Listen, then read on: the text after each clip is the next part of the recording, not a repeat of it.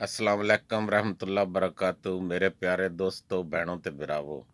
गल इस तरह गल अज तुहानू एक ना कीमती सुनाइना ते शेयर भी करिया। दो भरा हुंदे न ते उन्हां दा इकट्ठा रकबा हुंदा। 5-10 किले एक ही भराऊ कोल हुंदे न, 5-10 किले एक ही भराऊ कोल हुंदे न। विचकारों एक बन्ना जिहा लगदा हुंदा, उन्हां सीं जी मारी हुंदी, डिवाइड कीता हुंदा ना वखरा वखरा।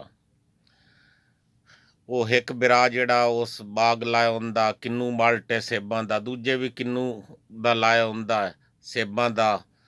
ते इहो जे मुख्तलिफ उन्हां ना बाग जिहा बनाया हुंदा, मुख्तलिफ पौधे ला के ना फ्रूट वाले पौधे लाए हुंदे न।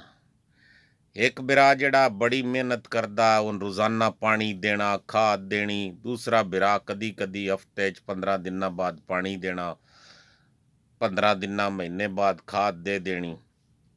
जिहड़ा रोज़ाना पानी दिंदा वो बड़ी केयर करदा, बड़ी ओहदी हिफाजत करदा। ते रोज़ाना पानी ते रोज़ाना जिहड़ा ओहदे च कोई ना कोई घाह बूट सारा साफ करके पानी दे के ओहदी बड़ी खिदमत करदा। ओहदा बड़ा हरा भरा बाग बड़ा सोहना हुंदा। दूजा जिहड़ा नहीं करदा इतनी मेहनत, ओहदा थोड़ा हरा भरा हुंदा, उंज ओहदा भी ठीक हुंदा। इहदा बड़े फल छड़ लैंदा ते बड़ा सोहना रहिंदा। ओहदा नहीं घट फल लैंदा पर ओहदा भी हुंदा गुजारे वाला ठीक है। क्या किस्सा, वक़्त टाइम गुजरदा रहा ते एक दिन ना तूफान आ गया। तूफान बड़ा डड आया।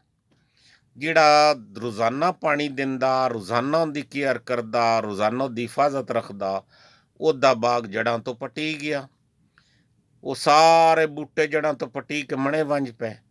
जिहड़े कदी ना इन्नी एड्डी केयर कीती, कदी कदी पानी दिंदा 7वें दिन 15 दिनां बाद जां 8वें दिन दिंदा पानी, ते महीने 15 दिनां बाद खाद सटेंदा। ओहदा उंज टाणियां टूणियां शाखां शूखां तो कोई टुटियां, लेकिन बाग ओहदा सलामत खड़ा। या कोई बूटा जिहड़ा कमजोर आ झुकिया सही, पर ओहदा बाग सलामत खड़ा।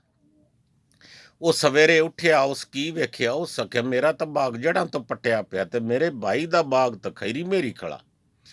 ਉਹਦੇ ਦਾ ਲੱਗਾ ਕਿ ਉਸ ਆਖਿਆ ਇਹ ਭਾਈ ਕੀ ਬਣਿਆ, ਤੇਰਾ ਬਾਗ ਖੈਰੀ ਮੇਰੀ ਖੜਾ, ਮੇਰਾ ਜੜਾ ਤੋਂ ਪੱਟੀ ਗਿਆ, ਇਹ ਕੀ ਬਣਿਆ। ਉਸ ਆਖਿਆ ਗੱਲ ਇਨਸੇ ਬਰਾਊ, ਇਹ ਨੁਕਸ ਇਹ ਬਣਿਆ ਕਿ ਤੂੰ ਇਹਨੂੰ ਬੜਾ ਪਾਣੀ ਦਿੰਦਾ ਰਿਹਾ, ਬੜੀ ਇਹਦੀ ਖਿਦਮਤ ਕਰਦਾ ਰਿਹਾ ਤੇ ਬੜੀ ਇਹਦੀ ਹਿਫਾਜ਼ਤ ਕੀਤੀ। ਇਹਨੂੰ ਤੂੰ ਥੱਲੇ ਜੜਾਂ ਡੂੰਘੀਆਂ ਵਹਿਣ ਨਹੀਂ ਦਿੱਤੀਆਂ, ਉਹਨੂੰ ਆਪਣੇ ਆਪ ਤਾਕਤ ਨਹੀਂ ਲੈਣ ਦਿੱਤੀ, ਸਾਰਾ ਉੱਤੇ ਨਮੀ ਰਹੀ। ਉਹ ਜੜਾਂ ਉੱਤੇ ਜ਼ਮੀਨ ਦੇ ਉੱਤੇ ਖਿਲਰਦੀਆਂ ਰਹੀਆਂ। ਉਹਨਾਂ ਨੂੰ ਇਤਨੀ ਮਿਹਨਤ ਦੀ ਲੋੜ ਹੀ ਨਹੀਂ ਪਈ ਪੌਦਿਆਂ ਨੂੰ ਕਿ ਅਸੀਂ ਥੱਲੇ ਜਾਵੀਏ, ਜੜਾਂ ਡੂੰਘੀਆਂ ਜਾਵੀਏ, ਪਾਣੀ ਥੱਲੇ ਜ਼ਮੀਨ ਚੋਂ ਲਈਏ। ਤੇ ਮੇਰੇ ਜਿਹੜੇ ਦਰਖਤ ਨੂੰ ਜਾਂ ਮੇਰੇ ਜਿਹੜੇ ਫਲਦਾਰ ਪੌਦੇ ਨੇ, ਉਹਨਾਂ ਨੂੰ ਮਿਹਨਤ ਕਰਕੇ ਥੱਲੇ ਡੂੰਘਾ ਜ਼ਮੀਨ ਵਿੱਚ ਵਹਿਣਾ ਪਈਆਂ ਜੜਾਂ, ਉਹ ਜ਼ਮੀਨ ਚੋਂ ਪਾਣੀ ਲੈਂਦਾ ਰਿਹਾ। ਇਸ ਵਜ੍ਹਾ ਤੋਂ ਮੇਰਾ ਜਿਹੜਾ ਬਾਗ ਹੈ ਉਹ ਖੜਾ ਰਿਹਾ, ਤੇਰਾ ਜਿਹੜਾ ਜੜਾਂ ਤੋਂ ਪੱਟਿਆ ਗਿਆ। ਉਹਦੀ ਹਿਫਾਜ਼ਤ ਤੋਂ ਨਮੀ ਦੀ ਹਰਾਈ ਉੱਤੇ, ਇਸ ਤੋਂ ਤੇਰਾ ਪੱਟੀ ਗਿਆ। ਇਹਦੀ ਮਿਸਾਲ ਇਸੇ ਤਰ੍ਹਾਂ ਹੀ ਬੱਚਿਆਂ ਦੀ, ਸਾਡਿਆਂ ਬੱਚਿਆਂ ਨੂੰ ਵੀ ਚਾਹੀਦਾ ਕਿ ਅਸੀਂ ਉਹਨਾਂ ਨੂੰ ਕੁਝ ਮਿਹਨਤ ਦਾ ਵੱਲ ਸਿਖਾਈਏ। ਇਹ ਨਾ ਕਰੀਏ ਰੋਜ਼ਾਨਾ ਕਦੀ ਲੈ ਜਾਈਏ KFC ਤੇ, ਕਦੀ ਲੈ ਜਾਈਏ ਮੈਕਡੋਨਲਡ ਤੇ, ਫਾਸਟ ਫੂਡ ਸਾਰਾ ਖਵਾਉਂਦੇ ਰਹੀਏ ਉਹਨਾਂ ਨੂੰ। ਉਹਨ ਇੱਕ ਬਰੇਲਰ ਬਰਗਰ ਮੁਰਗਿਆਂ ਬਣਾ ਛੱਡੀਏ। ठीक है, बच्चों का तुम अच्छे खाना दियो, अच्छा सेहत दियो, अच्छी तलीम दियो, लेकिन ये नहीं कि उन्होंने मेहनत तो छोड़ दियो। उन्होंने आखो जिस वे 7 साल का बच्चा हो जाए, उन्हें आख्या मेहनत कर, तू कुछ ना कुछ अपना काम किया कर।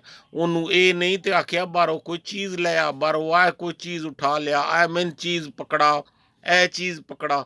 अजकल जिमें मीडिया का दौर है, बच्चे तो सारा दिन अपना अपने मोबाइलों से, अपने टीवियां से, अपने कंप्यूटर से बैठे रहते। अगर वाल तेन उन्होंने सदन भी तो गल ही नहीं सुनते। उन्होंने तुसी को मेहनत का पायो। अगर कोई बच्चा जिद करता कि मैंने तुसी ऐ करो, उन्हें आखो बेटा तेरी जिद ठीक है पर तू कुछ सबर भी कर, उन्होंने सबर की तलकीन की करो। इस दा मिसाल देने का यह मकसद है कि इन्होंने बच्चों दियां तुसी जड़ां जड़ियां वो जमीन चो अपना खुद रस लैन, अपना खुद पानी पीन, अपनी खुद खुराक तलाश करन। इन्हों जे अगर तुसा इस तरह बैठा दिता कि ये अपना आप ना खुद ताकत लेन, तो कल नूं असीं इन्हां दे सिर ते नहीं रहिंदे। ਕੋਈ ਹਾਲਾਤ ਵਾਕਿਆਤ ਐਸੇ ਹੋ ਜਾਂਦੇ ਨੇ ਸਾਡੇ ਕੋਲ ਨਹੀਂ ਤਾਕਤ ਰਹਿੰਦੀ ਉਹਨਾਂ ਨੂੰ ਉਹ ਅੱਛੇ ਜਿਹੜੇ ਪਹਿਲੇ ਖਾਣੇ ਖਿਲਾਉਂਦੇ ਆ, ਫਿਰ ਬੰਦੇ ਉਹਨਾਂ ਨੂੰ ਬੱਚਿਆਂ ਨੂੰ ਮੁਸ਼ਕਲ ਪੈਦਾ ਹੋਵੇ ਸੀ। ਇਸ ਤੋਂ ਮੇਰੇ ਪਿਆਰੇ ਦੋਸਤੋ, ਇਸ ਗੱਲ ਨੂੰ ਅੱਗਾ ਸ਼ੇਅਰ ਵੀ ਕਰਿਆ ਤੇ ਅੱਲਾਹ ਤਾਲਾ ਤੁਹਾਨੂੰ ਖੁਸ਼ ਰੱਖੇ, ਹਮੇਸ਼ਾ ਫੁੱਲਾਂ ਦੀ ਤਰ੍ਹਾਂ ਮੁਸਕਰਾਉਂਦੇ ਰਹੋ ਤੇ ਸ਼ੇਅਰ ਜ਼ਰੂਰ ਕਰਿਆ। ਅੱਲਾਹ ਹਾਫਿਜ਼।